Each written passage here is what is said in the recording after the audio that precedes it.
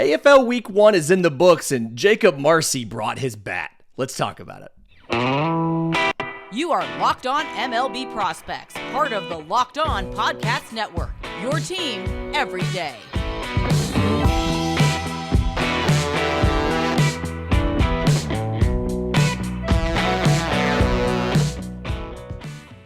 Yes, welcome on in to Locked On MLB Prospects, your home for all things minor league baseball. I'm your host, Lindsay Crosby, award-winning baseball writer and podcaster. Thank you for making this your first listen every single day. We're proudly part of the Locked On Podcast Network, where it's your team every day. And today's episode is made possible by our friends at Jace Medical.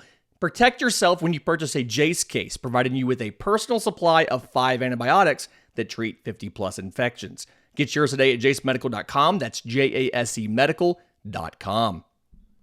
So Arizona Fall League Week 1 is in the books. They're off on Sundays. We'd have done. So every Tuesday, we're going to do a recap of what happened in the Arizona Fall League, what prospects are rising up, prospect rankings, and maybe sometimes guys that are not. But the guy who had the biggest impact last week in Week 1 is outfielder Jakob Marsee of the San Diego Padres. Put up a ton of total bases, which means that Mark in our Discord is leading the AFL Total Bases Challenge. He had Jakob Marsee on his team, so he's in first place. Congrats, Mark. 5 more weeks to go. But Jakob Marsee goes 12 of 21 with 2 home runs, 3 doubles, and a triple. He scored 9 runs. He had 7 RBIs, 4 walks to 2 strikeouts, and 4 on stolen bases. And the thing for Jakob Marsee is coming into the AFL season, he was seen as a guy that is talented, is a center fielder. Like he should be able to stick in center field, but he's not really made enough impact anywhere that he's gone. And it really, this time in the AFL hasn't yet changed that projection. He still feels like he's a guy that's going to be a better real-life baseball player than a fantasy baseball player. I know some folks listen to this show for that, so I wanted to throw that in there. 2022 sixth rounder out of Central Michigan. And like after his season this year, which was mostly in High A Fort Wayne, he spent 113 games there in his age 22 season. 273, 413, 425, 13 home runs, 32 extra base hits, 87 walks to 82 strikeouts, 41 of 50 on stolen bases. You can see right here, there's the profile of Jakob Marsee. Really good pitch recognition and plate discipline, really good speed, is a natural center fielder and is going to stick in center field, but impact-wise hasn't really been able to impact the ball as well as he needs to. He's also one of the only guys in the AFL that has a big enough sample size of batted ball events for us to have somewhat accurate 90th percentile in max exit velo readings. His 90th percentile exit velo in the AFL is only 97.6, and his max is 101.9. Jakob Marsee maybe not as productive of a fantasy player, but you can absolutely see where there is a path here to play above average defense in the outfield. The speed, I think, is a little better than a lot of the common assumptions. They have him, a lot of places have him as an average runner that mostly gets the steals based off of good reads of the pitcher. I think it's probably likely to say maybe he could be above average instead of average as far as a speed perspective, but a guy that absolutely is somewhat limited on a ceiling because of the lack of power, but also he has hit 2 home runs in the Arizona Fall League in the first week of action. It is easier to hit home runs in Arizona, but if he can show some natural strength progression, one of those few college guys that feels like he has more development able to do. He was drafted at 180. Reports were the end of the year or midpoint of the year this year, he was more around 200. Question is obviously, can he maintain that weight throughout a season? We heard that from Hayden yesterday about how hard it is to hold your weight gain throughout a season and not drop weight. But a guy where you can absolutely see the potential for him to be an impact big leaguer in the future, provided a couple things continue to develop in the profile. Another guy that had a good week And defensively gave us some more stuff we haven't seen a ton of is Sterlin Thompson of the Colorado Rockies. There's no G on the end of the name. Sterlin Thompson of the Colorado Rockies. 9 of 18 last week. No home runs, but a double and 2 triples.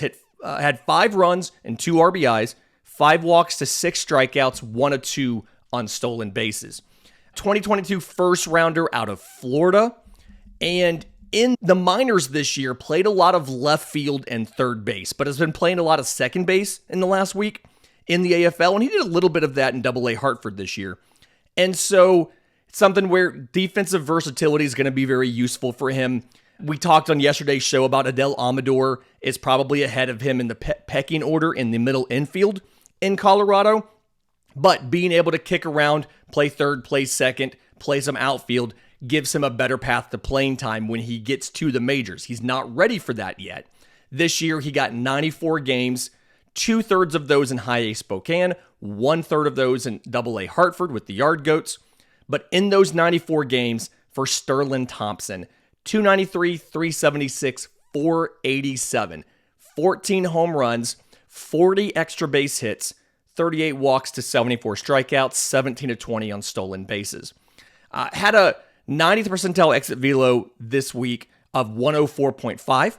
So a little bit better power there than Jakob Marsee, obviously. And something where if you can continue to develop the defensive versatility combined with the better power, you can see a guy that has a path to playing 5 or 6 days a week at the major league level. May not be a starter. I mean, it still feels as of now he has what it takes to be a starter, but either way, someone who can contribute at multiple positions on the field and gives Colorado a lot of options as far as infield, outfield, covering for injuries. If you have a guy like Ryan McMahon who gets hurt, things like that, giving you a lot of different options.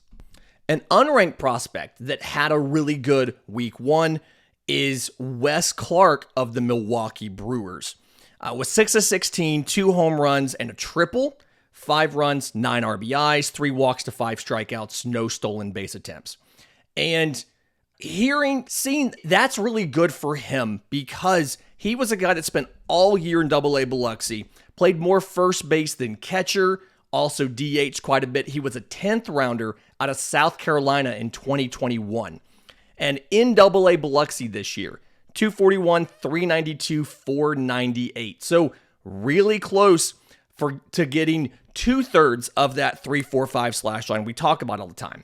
26 home runs, a total of 50 extra base hits, 89 walks to 147 strikeouts, and 6 of 7 on stolen bases. Obviously has some strikeout issues.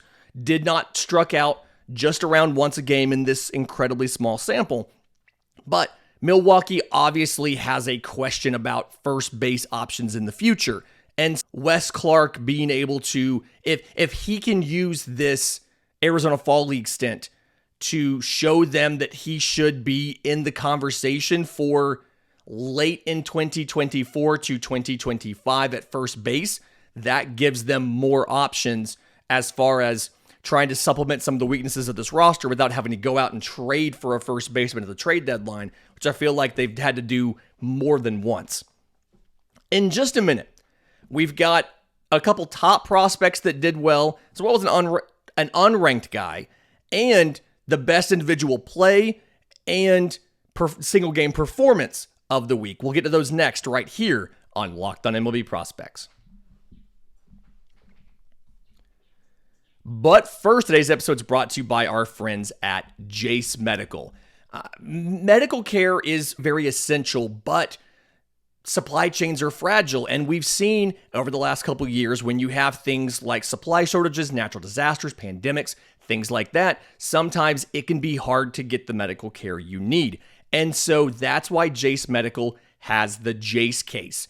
It is customized specifically for you. You submit your request, a licensed physician reviews it, and when they approve it, you are a partner pharmacy mails you a Jace case with 5 life-saving antibiotics for emergency use.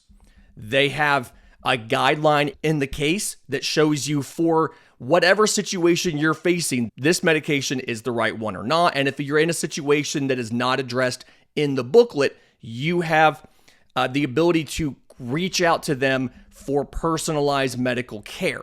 Get $20 off these life-saving antibiotics today from Jace Medical by using the code LOCKEDON at checkout on jacemedical.com. That's JASE medical.com. Whether you're a frequent traveler, somebody who just wants to be prepared, or someone who knows that you have a medical issue that could need to be addressed, Jace Medical's Jace case might just be the right equipment for you. Okay, so in the Arizona Fall League, we saw some top prospects show up and show out as well. So Chase DeLauter of the Cleveland Guardians, we've talked about him on the show before. One of the few hopes I think that Cleveland has in their farm system of getting some good power production at the major league level. 2022 first rounder out of James Madison. And because of injuries, only got 57 games in the minors this year, and that includes rookie ball. He spent most of his time in High A Lake County at age 21, and then a little bit of time in Double A Akron, like a week of the season. In those 57 games, 355, 417, 528, 5 home runs, 27 extra base hits, 23 walks to 30 strikeouts, and 6 of 9 on stolen bases. You can see the promise in Chase DeLauter's profile. In this Arizona Fall League Week 1, he went 7 of 21 with a home run and a double, scored 5 runs. The clutch hitting came in big here, 11 RBIs, 2 walks to 2 strikeouts, and was 1 for 1 on stolen bases. He hit a 90th percentile exit velo. He's like the last guy I have that has enough batted ball events to actually give us some of these, but 90th percentile exit velo of 102.7. And so it feels like this is something, obviously, he's in the Arizona Fall League to make up at-bats that he missed during the regular season. But depending on how he does in the Arizona Fall League, you could see a scenario where rather than having him break camp and go to Double A and spend half the year in Double A, half the year in Triple A, and then call him up towards the end of the year for a cup of coffee in September, you could see a scenario where if he continues to show up and show out in the Arizona Fall League, the Cleveland Guardians may just put Chase DeLauter in AAA with Columbus to start the year next year to try to accelerate the learning curve. If he can get through the Arizona Fall League season doing really well and facing really good pitchers, which he has been lucky enough to face some good ones already, you could absolutely see a scenario where they use this in place of the time he would have spent in Double A had he been healthy this year. Another ranked prospect who did well, a guy that got traded this year, actually. Everydayers know I've always been a fan of this guy, but second baseman Ryan Bliss of the Seattle Mariners only played in 3 games last week. Despite that, 6 of 11 with a double, 4 runs and 3 RBIs, 4 walks to 2 strikeouts, and 2 of 4 on stolen bases. It's arguable that Ryan Bliss had the best single game performance of the week last week. He gets 4 hits on the 6th, and he's a guy that last year had one of those really rare 20 home run, 50 stolen base campaigns. So he spent 68 games in Double A Amarillo with the Arizona Diamondbacks, and then just under 2 weeks in Triple A Reno before he got traded to Seattle, and they sent him to Triple A Tacoma. So combined in those 2 levels and with 3 teams in 2 organizations, 128 games for Ryan Bliss, 304, 378, 524, 23 home runs, 75 extra base hits. I can't do math in my head. 65 extra base hits, 58 walks to 119 strikeouts, 55 of 70 on stolen bases. It's something where, one, the power is surprising from the frame. Ryan Bliss is officially 5'6". He's always been listed at 5'9", and starting when they introduced the automated balls and strikes, they started measuring everybody in their socks at spring training, like an official measurement from the league, and it was like, okay, he's 5'6". But as soon as they officially did that, as soon as they officially went and listed his true height, is when his career took off. And Ryan Bliss is trying to show that he's ready to be the second baseman at the major league level in Seattle next year. They obviously had some issues with that. He was the main piece in that trade at the deadline. As far as it was like youngster Josh Rojas, and there was an outfielder, and then there was Ryan Bliss. And I legitimately think that he's going to be a useful major league piece. He's probably not ever going to have plus power at the major league level, but I think he could at least get, I think a best possible outcome here is for Ryan Bliss to get to average power production at the major league level, again, despite the 5'6" frame, and being a guy that's going to be able to get on base is going to be, he's not going to be a speed demon as far as stealing tons of bags, but he's going to steal enough to be an additive part of your lineup. You can put him at the top of your lineup. You can put him at the bottom of your lineup as a second leadoff hitter. Either way, I think Ryan Bliss is going to be a productive major leaguer. And if you're in fantasy leagues, he may not be as cheap now as he was at the start of the season, but I absolutely do think Ryan Bliss is a guy, a close to the majors guy that you can go out and get in Dynasty. Another non-rated prospect that had a good week last week is first baseman Sonny DiChiara, 2022 fifth rounder, just like Bliss, also another Auburn guy. So two Auburn guys in this show. And somebody, when they drafted him out of Auburn, they sent him directly to Double-A in 2022. And he struggled to acclimate to the professional game. A lot of players struggle when they reach Double-A. Going straight from the draft to Double-A was obviously a very big jump. Came out this year, had some injury issues, so struggled a little bit with that. But in the Arizona Fall League so far, in the first week here, he is 7 of 18 with 2 home runs. He scored 2 runs, 10 RBIs, no walks to 5 strikeouts. You can see there's still some strikeout issues there. But Sonny DiChiara is a guy that was able to show, yes, I have the ability to make very good quality of contact. The thing you're working on now is the swing and miss. And then there's been some conversation. I think Keith Law at The Athletic was a big guy around the draft that talked about this. There's been some conversation about Sonny's athleticism and his frame. He's listed at 6'1", 260. And so the conversation I think Law had and things like that was the physical conditioning needed to play every day at the major league level. DiChiara has a little bit of time to get that worked out simply because Nolan Schanuel, drafted by the Angels, already at the major league level. I do think DiChiara has better power than Schanuel does, but obviously there's no need to rush him to the bigs, so the Arizona Fall League can make up for some time he missed this year. And if he can show the ability to cut down the strikeouts a bit and to still hit for power, you all of a sudden now have the opportunity to take a previously unranked prospect and turn them into something valuable that the Angels can either use in their lineup or use in some sort of trade or transaction. The best individual play, or I guess the funniest to me individual play of the week last week, we don't have the rights to show the video if you're watching on YouTube. I tried to get that, was not able to work it out. But shortstop Carson Williams of the Tampa Bay Rays ended up getting a Little League grand slam off of a line drive to right field. It was something where it was a lot of, this is something you sometimes see in the AFL when you have guys playing out of position, guys who haven't spent a lot of time playing with one another. The defense isn't always that great. Another reason why we try to tell you not to just scout the stat line, because a lot of stuff, especially unearned runs, don't necessarily show up on the stat line in the minors. But it ends up being a Little League grand slam, an inside the park grand slam, because the bases were loaded. Line drive to right field. The throw home is over the catcher's head. Second, Jakob Marsee had already scored off of third.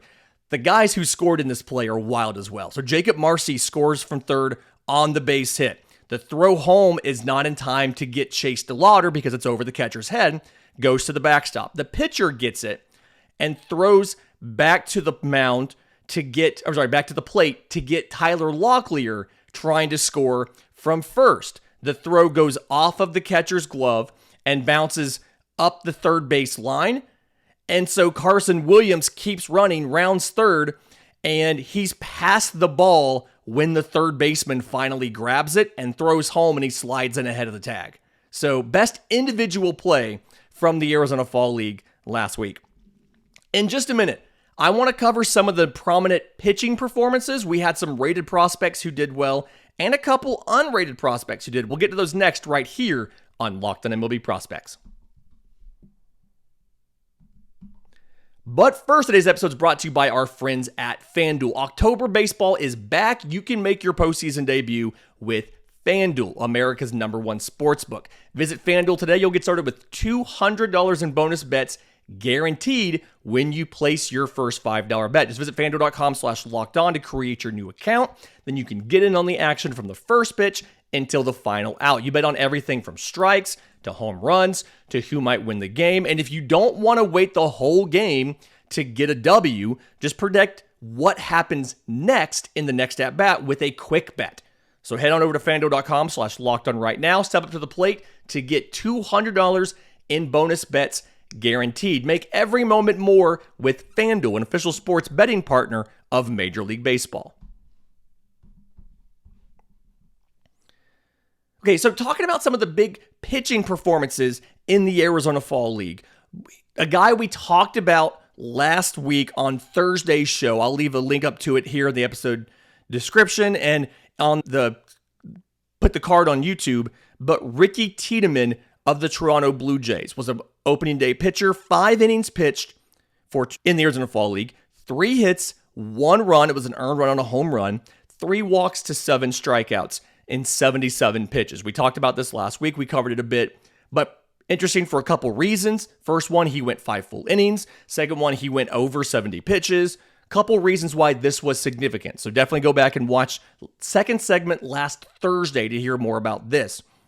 But Jackson Jobe of the Detroit Tigers pitched 4 innings, 2 hits, no runs, 2 walks, and 4 strikeouts. Prominent for a couple reasons. One is he had a lot of missed time in 2023, so he only pitched 40 innings this season. He only walked 3 guys, so he walked 2. It's his 4th and 5th walks in 44 innings in 2023 from Jackson Jobe. So a little bit uncharacteristic as far as the control, and this was early in the outing, but fastball set mid-90s. He's got that really high spin slider that just looked absolutely devastating. He has a changeup. It's in the same velocity band. I think it may end up being more of a platoon pitch than anything. Didn't throw the curveball a ton. I'm not sure if he scrapped that or not completely.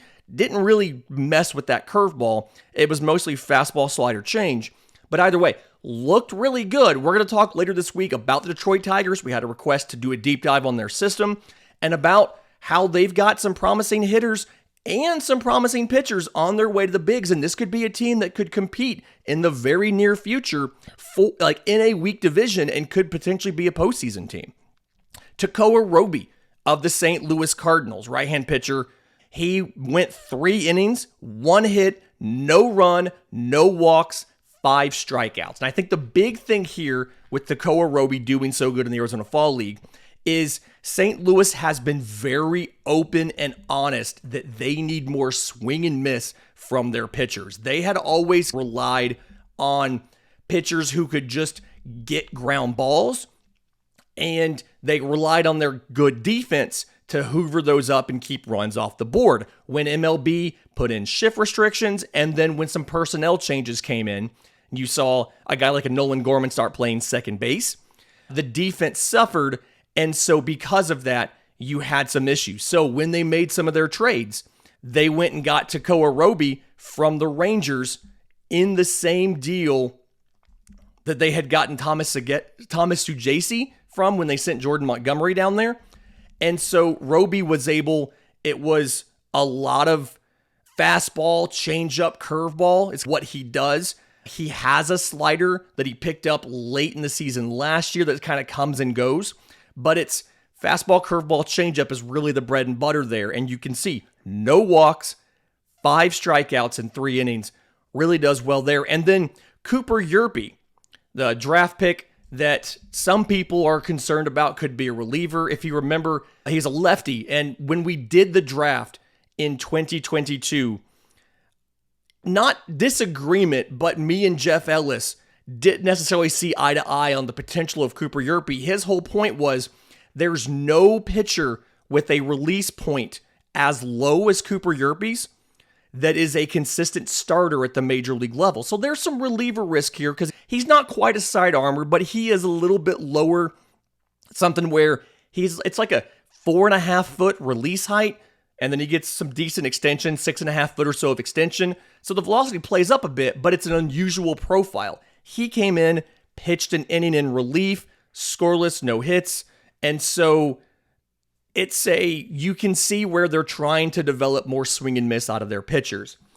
Jake Eder of the Chicago White Sox went 3 innings, no hits, no runs, 3 walks, 3 strikeouts. He's a guy that Chicago acquired in the Jake Burger deal with Miami. He's coming off of Tommy John he had in 2021. Hit the mound last year, but the big, middle of the year, but the big things we were looking for is the control going to come back, and is the uniqueness of the pitches, the location, the movement, is all of that going to come back? You can see the control isn't necessarily there, but you can also see hitters aren't necessarily able to square these pitches up. He goes, again, 3 innings, no hits, no runs, 3 walks, 3 strikeouts. And then a couple other guys who aren't necessarily very high on prospect lists, but had good outings. Logan Workman of the Tampa Bay Rays spent most of the year in Double-A this year. I got a chance to call one of his games when I did the Biscuits week. But 4 2/3 innings, 3 hits, no run, 1 walk, 5 strikeouts. With as many injuries as we've seen in Tampa Bay's rotation, absolutely a guy that could be a candidate for some spot starts next year. I expect him to probably open the season in Triple-A. And from there, who knows until they decide when he's ready to come up and get some major league starts. Davis Daniel of the Angels, coincidentally another Auburn guy. That's 3 in this show. But 4 innings pitched, 1 hit, no runs, 1 walk, 5 strikeouts. The Angels are another team who obviously, it's all assumed, are going to lose Shohei Ohtani. And so you're going to have to find more arms for this rotation. And if Davis Daniel can be another arm for the Los Angeles Angels, can give you some stability in the back half of that rotation, hopefully you get some jumps from some guys like a Patrick Sandoval, and all of a sudden you could see how this team could get back into contention despite losing Shohei Ohtani, if in fact they do lose Shohei Ohtani. Going to be a fantastic week this week. Like I said, couple interesting things coming up. We have a deep dive coming on the Tigers. We have the prospect team of the year, 1 prospect at each position. That's going to be a partnership with our friends from the Dynasty Dugout. They're coming back on to talk about that. Some great stuff. If you have show ideas, questions for Monday's mailbag, anything like that, I'm on Twitter at Crosby Baseball. Show's on Twitter at Locked On Farm. You can email us. We have a Discord. We have a subtext. Tons of ways to get them to us. They're all in the episode description. They're all in the show notes. Until tomorrow's show, remember, it's always a great time to pay a minor leaguer.